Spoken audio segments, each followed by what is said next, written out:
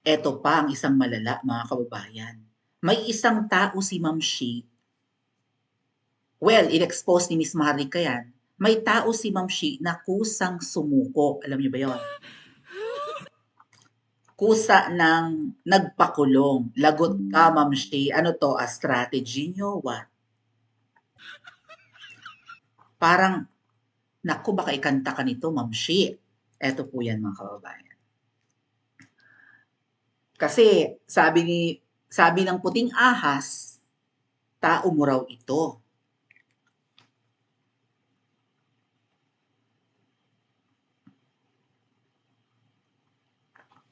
Naalala nyo si Lacanilaw na pinakontempt nung huling hearing ni Mangga dahil puro kasinungalingan ang pinagsasabi. Ika hindi niya alam na binitbit sila Lacanilaw, ambassador to the transnational kuning-kuning to, di ba? So, hindi raw niya alam na binitbit si PRRD pasakay ng eroplano at papuntang Dubai. Dubai muna kasi bago dumiretso ng the Netherlands. Yung eroplanong laging ginagamit ni Ngiwi Jr., actually nasakyan yun ng kakilala ko eh. Kaya familiar sa kanya yung loob ng eroplano. At ang sinabi niya, ang may-ari ng eroplanong yun, kung hindi si Ngiwi M, ay sina Tamba. O yung little Tamba niya na mukha ring damonyo. Okay? Yung sabi ni VP Sara ay 2 tao lang ang nagdedesisyon pagdating sa usapin ng budget, yang si Tamba at yung kanyang little Tamba. Alin man daw dun sa dalawa yung may-ari ng eroplano na laging ginagamit ni Ngiwi Jr., ginamit pa nga papuntang Ilocos, lumabas sa investigasyon ni Mangga, di ba? At yun ang ginamit pang bit-bit kay PRRD. So, planado ang ginawa. Tapos tanggi ng tanggi itong Lacanilaw na hindi raw niya alam na kinidnap or tinangay si PRRD or isinuko papuntang ICC, di contempt nung araw na yon. Pero kinagabihan, pinakawalan. Kasi yun ang usapan, walang iko-contempt. Aba, ay kapag sa lower house, kapag hindi nila gusto yung sagot ng iniimbita nila, ay kinukulong nila eh. 'Di ba? Tapos itong Senado, mas lampa kaysa sa mababang kapulungan. Kaya nga, 'di ba? Upper house kayo eh. Upper chamber kayo, Senado kayo. National ang sakop nyo. Kapag nangangampanya ko, kayo all over the Philippines. Ang lower house o Kamara or House of Representatives, thieves, ay nangangampanya lang sa kanilang distrito or mga probinsya or syudad. Tapos talo kayo sa power to contempt ng lower house. Hanggang ngayon may mga nakakulong. Si Grijaldo yata nakakulong pa rin, di ba? Anong yata? Nakakulong pa talaga. Itong Lacanilaw hindi makulong-kulong, di ba? Gigil si Boying, no? Pinilit na si Ivy at saka si Bato napakawalan. Nakawala nung gabi ngayon kusang sumuko.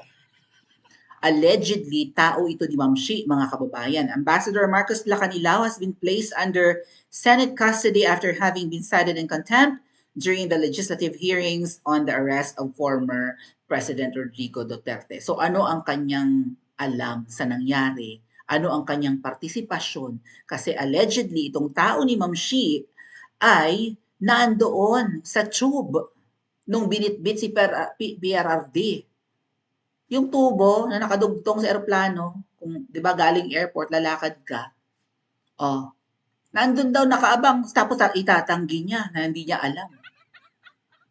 Ay mga tarantado itong kausap. So, ang daming ayaw aminin, 'di ba? At sana huwag tong pakawalan kaagad. Nga pala, voluntaryo daw sumuko sila Lacanilaw. Voluntaryo nagtungo sa Senado si Special Envoy on Transnational Crime. Ooh, transnational crime. Ba't may mga pa-special envoy special envoy tulad ng special envoy to the president to China, Michael Ma. Yung allegedly smuggler na si Michael Ma ng bigas, naging special envoy to the president pa. Ningiwi Jr., wala tayong kamalay-malay, binigyan pala ng pwesto si Michael Ma. O ito ring Lacanilaw, special envoy rin pala. O, Special Envoy on Transnational Crime Marcos Lacanilaw matapos makumpirma ang inilabas na arrest order ni Senate President Chis Escudero. Actually, si Chis Escudero kapantay na kapangyarihan ni Ngiwi yan. 'Di ba? Si Escudero, si Tamba, si Ngiwi, ang presidente ng Pilipinas, ang Chief Justice ng Korte Suprema, pantay-pantay ang power ng mga yan. Pero parang wala silang lahat power at ang may power yung ahas, yung babaeng ahas. Iba rin. Kasunod nito, nag-issue si Senate President Escudero ng show cause order laban sa kanya para pagpaliwanagin kung bakit hindi siya dapat arestuhin at idetine. Duman ito sa standard procedure kung saan sinuri siya ng Medical at Dental Bureau ng Senado at manatili sa loob ng hindi hihigit sa 2 araw. Kinontempt nyo pa! 2 days lang. So, first day ngayon, isang gabi mamaya, pag inabot ng gabi, bukas, pangalawang araw na. So, isang gabi lang itong i-contempt. Ano lokohan? Masabi lang na kinontempt? So, paano ito paaaminin? Paano ito pakakantahin? Paano ito tuturuan ng leksyon na huwag na magsinungaling sa susunod? 2 days lang? 2 days, di 1 night. Kasi kapag nag-2 nights yan, magiging 3 days. Kinabukasan, 3 araw eh. Aba okay, contempt nyo ako isang gabi, parang nagbakasyon laang, parang nag-staycation laang sa Senate. Masabi lang na may, 'di ba, na may sinusunod na processes at hindi naiimpluwensya ng ano to, lokohan? Ano ang may extract yung information kung isang gabi nyo lang yan dyan i-hold or i-detain sa Senate? Itong si Chis Escudero, no, parang kala ko naman hindi pakakawalan hanggat hindi, di ba? Hanggat wala ulit Senate hearing si Mangga. Di ba dapat ganun? Nagsinungaling ka ha. Masabi lang. I don't know. Well, may mga nakukontempt na nakakalabas naman kaagad. So siguro, no, para hindi siya Diyos ko, ano ba to? Parang binibaby, punyeta. Ang pinag-uusapan dito, ang illegal na, 'di ba, pagbitbit kay PRRD. Isang Pilipino isinuko sa foreigner. Tama ba 'yon? Kung ang Pilipino may kasalanan, husgahan siya sa Pilipinas. Litisin sa Pilipinas, ikulong sa Pilipinas. Bakit mo ipapabitbit? Ano 'yon? Sakop tayo ng bansang 'yon. Wala tayong sovereignty. Hindi po sovereignty ha. Sovereignty. 5 syllables, 4 syllables lang.